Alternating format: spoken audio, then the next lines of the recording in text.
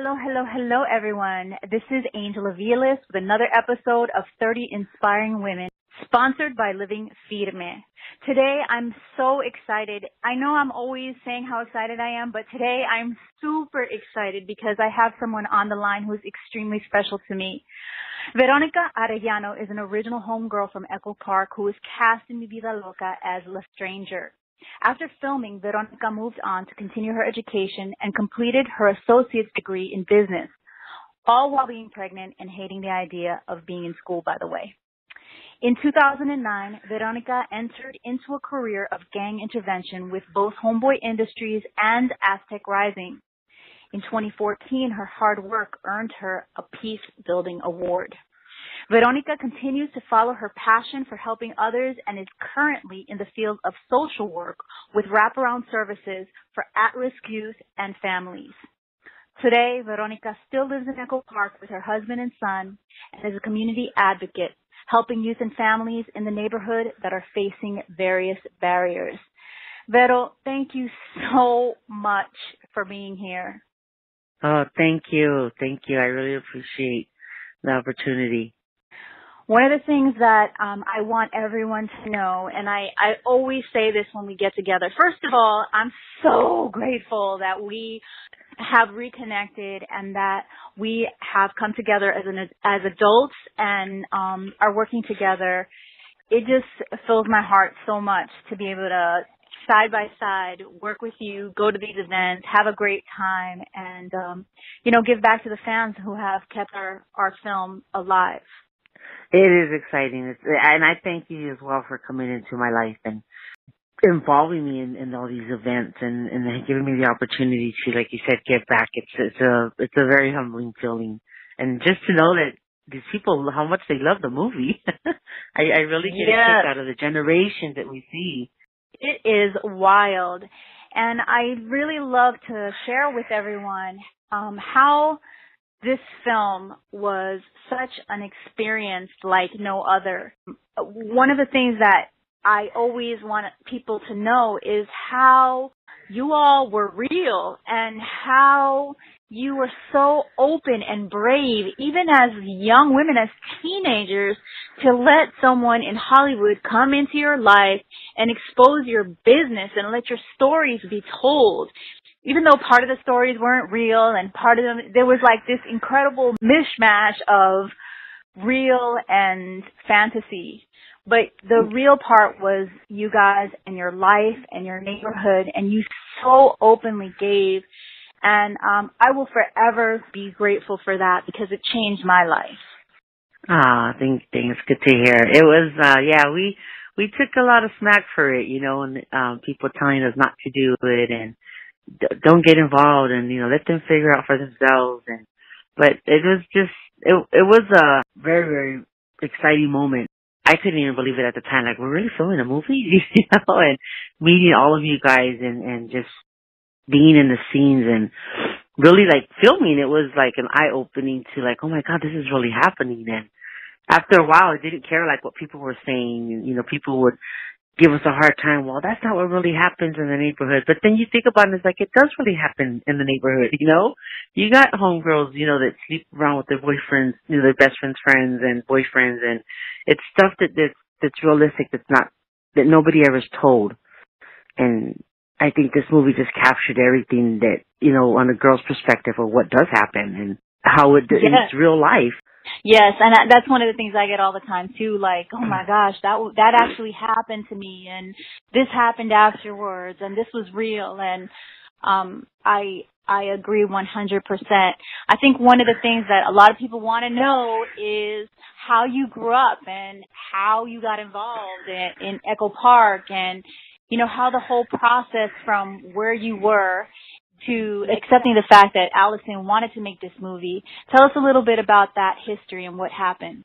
I've known Allison from living in Echo Park. We used to hang out in this corner gas station where the movie was actually filmed, and she would walk up and down. We'd see this, young hippie chick walking up and down, and she would stop and talk to us, and no hesitation, no judgment at all. And interact with us. How you guys doing? Then, we met her kids. She'd introduce us to her daughters, and she would always talk about being a producer. And we're like, okay, cool, that's cool. And she approached us one day, me, my aunt, and a couple other girls, and said that she was interested in doing a movie about girls in gangs.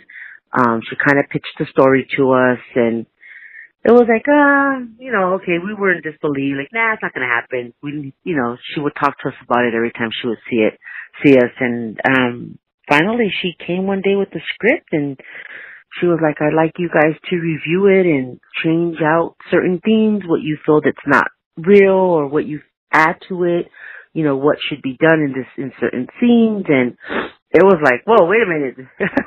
You're putting us to work now, that's when reality really hit. And so we were shocked. And I remember telling my mom, hey, this lady wants to do a movie. And my mom was really cool about it. She knew who Allison was, also from living in the same area. My mom used to catch the bus going to work, so she would see Allison, and they would, talk hi-bye and have little conversations. So my mom was like, yeah, go ahead, go for it. And we would study the script and, change out some of the ideas that she had in there. And when we gave it to her, it was still like so unreal, like, is she really going to do something? What's this movie going to, is it going to make an impact? And I was young. I was like, hey, it's for fun. I'm going to do it. It's an opportunity that I'm never going to have again, and I'm just going to flow with it and see where it goes. We took a lot of, like I said, smack from a lot of the older homeboys in the neighborhood, and they didn't want us coming out in the movie. They didn't want us agreeing with, some of the script. Everybody was like, hey, we're going to get paid. This is an experience of a lifetime. We're going to be on big screen. Hopefully let's give it a try. Let's do it for fun. And hey, before you know it, we were filming and meeting you wonderful people and interacting with you guys and sharing the stories. And I think the behind the scene was the most exciting part for me, getting to know everybody on a personal note and really sharing stories with most of you guys. And I don't regret not one thing about it. A million times, a million interviews that we've done, people have asked us, what was our first impression of meeting you guys? I always wanted to know, what was your first impression of meeting us, and did you think we were going to be able to pull off playing locas? Not at all.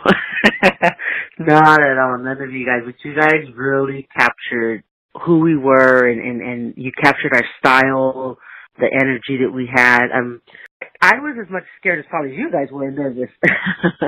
Like, are they really going to pull this off? And can they really, talk the way we talked or act the way we act? But I don't see us being like these hardcore gang members back then. To me, we were just these regular kids having fun and hanging out with our childhood friends that we went to school with. And it was just a thing to do in the corner. So when you guys captured those moments, it was, especially the scenes at the school when you guys were at the elementary and you guys were giggling.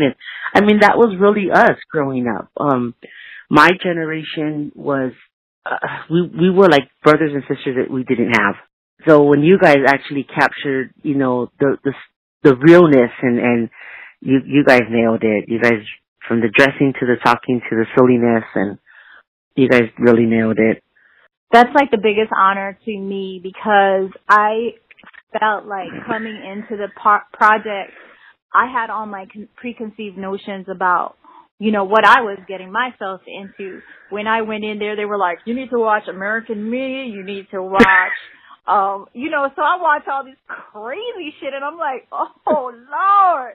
When I got there, the thing that I wanted to be most was authentic and to show the breadth of what every one of the women in the group was, which is more complicated than just one thing. We as women are always more complicated than just one thing. You go to your job and you may be an actor, you may be a lawyer, you may be a virtual assistant, you may be a mom, you may be a priest. I don't know, whatever it is that you do for your living, that's one aspect of who you are, but it's not everything. We're so many things, and it was like walking into a family for us. You guys made it so comfortable for us.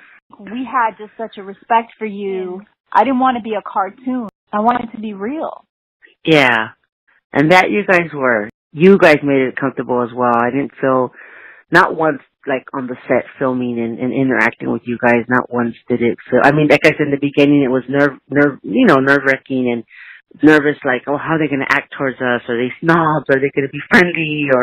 But no, it was like, we already know, like if we had known you from the past, or, I mean, you guys were just very open and humble, and it felt just real, like if we've known you, like you were just one of us. And it's true, like, I felt that way too, like, when I got in there, I was like, oh, this is just like the homegirls from my neighborhood, and this is just like the homegirls from my homegirls' neighborhood, you know, and I think that that's something that people couldn't relate to even to this day. It is your homegirl, and as much as you can get mad at your homegirl, they do things. We're all human. We're all making mistakes, and I think that was the other thing about the story that was so important. It really was a love story. I tell people that, and they'd be like, what? But it was really a love story because it's about how homegirls love one another. And different variations of that, like the love that they have for their man, their neighborhood. Exactly, the friendship. And now, I love who you were then, and I loved how open and brave you were as a young woman then, and how you took a risk then. But even more so now, with the work that you do in the neighborhood, and how you went on to pursue higher education for yourself and for your family. Tell me about what you do now. I am a child family specialist for wraparound services. I work with at-risk youth and families that are being reunified with their parents. I have fun on a daily basis with my kids, taking them out to the parks, amusement parks, showing them things that they've never seen or done with their families, teaching them how to interact with others in the community, behavior-wise, communication. I teach them coping skills, and then I also work hand-in-hand with therapists, so whatever therapist implements for the client to work on is what I'll be teaching the child on a daily basis. I love it. I love it. It's like a dream job for me. I'm out on the field all day, working with kids, trying to help them. I have my struggles. It's not all easy. I have kids that, are refusing to want to learn. I have kids that are refusing to meet with me, and I just sit there, give them like 20 minutes at a time, and we might be silent for a while, but then the ice will break and they'll start talking and trying to learn. So just knowing that they at least give me that 20 minutes of listening, and I know that I'm giving them some kind of education and trying to help them so that they can become a better person and get out of the lifestyle that they're stuck in, or the lifestyle they think that they're meant to be in, whether it's gangs or poverty, that they come from no money and they feel that, stealing is an option, or they feel that they have to sell drugs. And so I try to, I'm that other side of person on the other side of the wall, giving them a better look into their future. How much of your experience and what you've been through do you think makes a difference in relating to your clients on their end? Oh, huge difference. I share a lot of my experience, and not just mine, but my husband's as well. I talk to them about jail and how it's important to change, and you can change, even if you've been in and out of jail.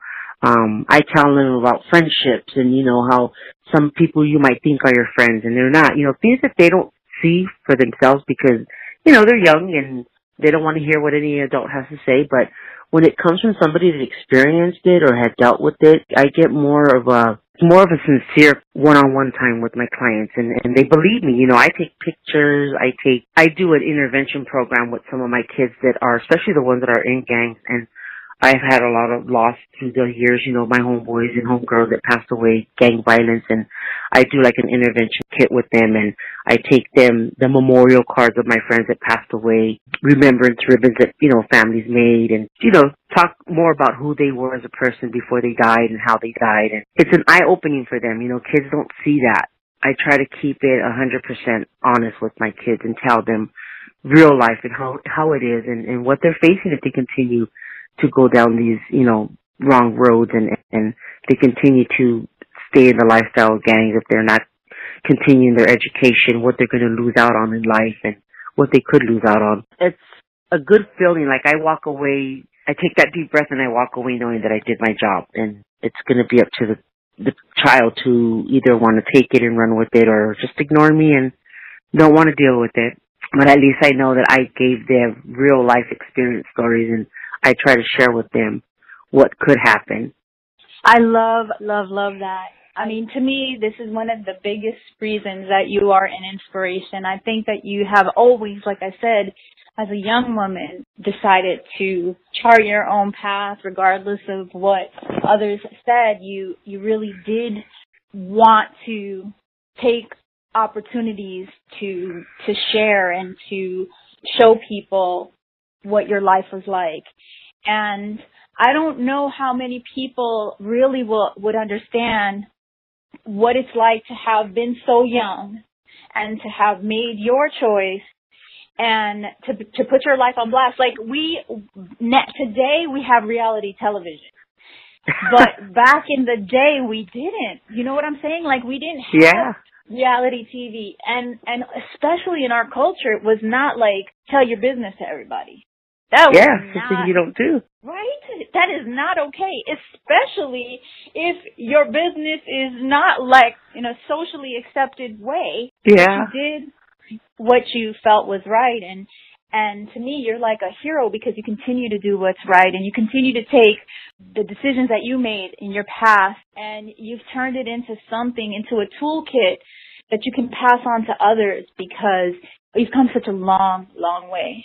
I can relate. I definitely can relate to some of these kids. Don't get me wrong. I have hard cases, and some cases that I've never been separated from my family growing up, and some of these kids have been taken away into foster home, and parents are trying to get these kids back, and so like that aspect I can't relate to, but I can relate to not being with my parents. Growing up, my mom separated from my father when I was 6 years old, and even though my father was a weekend daddy and we seen him every weekend, it was still not having that parent in the home and being raised by my mom, single parent, hard worker.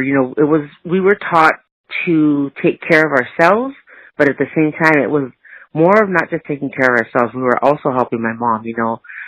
She would leave a list: boil the chicken when you get home, do this when you get home, do this when you get home. Even though she wasn't there, we would still do it. And I'd share those stories like with my kids, like you're going to be reunified back with your parents, and your parents might have certain rules for you, and you might not like it because you haven't lived with them for a long time. But as a child, this is something you have to do, and so just sharing like those kind of things with kids and knowing that I can relate to them in that way, like, made me who I am today. I learned a lot. I had the street values that I learned, my street smarts, but I think that's what made me the person that I am now. I wouldn't change anything that I've done for my life and with my life. I think it's made me the person who I am, and I'm strong because of it, and I have a lot to share and give back to others. I 1,000 agree, and for all of the hardships, I'm so glad that you are here and that we've been able to reconnect. One last thing is I have to include your husband in this conversation because you have a very long-standing marriage, and I think that I would like to talk about that and talk about how you met and how long it's been. Ooh, we met, I used to be really good friends with his niece. My husband was away for 8 years prior to me meeting him. He went to jail for 8 years, came out during the time of the filming, and we knew each other from being from the neighborhood, and I had my boyfriend, he had his girlfriend, and we didn't hook up until after the movie was done filming, and it was back in 93. We started dating. We dated for 6 months before we became serious, and we got married a year later, and I ended up getting pregnant a year later, and been with each other since. 24 years. 24 years. 24 years of marriage, yes. He is my best friend. He's my drinking buddy. He's my going out buddy. My dancing buddy is what he is. Yes, you guys are adorable. Even though he don't like to dance, he does that for me. Once a month we have a date night and we go out dancing, we have a good time, and we're just like best friends. I couldn't ask for anything more. And he too, like, having come out of the system, has really taken the opportunities that he has presented before him as well. So I just totally have to give him props and thank him publicly for, one, lending us his wife so often, coming to so many of our events and being a total sport about it, and totally letting you shine. Yeah, he's a good man. I couldn't ask for anything else. He's came from a long way himself. You know, while he was incarcerated, he went to school, got his high school diploma, ended up getting his associate's degree from Laverne College, and it was an opportunity that was presented to him, and he said he, took advantage of it. He's like, it was either stay in bed all day or go to school, and he did. He graduated, came out with an associate degree in art, and right now he's currently back into school for his dream job for pharmacy technician, and he works 2 jobs. So he's he's a catch. He's a keeper. Yeah, after 24 years, I think so. Well, I just want to say, once again, thank you so much for being so open, for sharing your life, not just with me, but with thousands and thousands of people out there. You're a part of so many people's history that it's incredible, and I love you. Thank you so much. Thank you. I love you right back. I appreciate every opportunity that's given. If you want to keep up with Vero, go ahead and follow her on Facebook. She's one of the administrators of the Echo Park Mi Vida Loca movie fan page. And that is facebook.com/Echo Park Mi Vida Loca movie.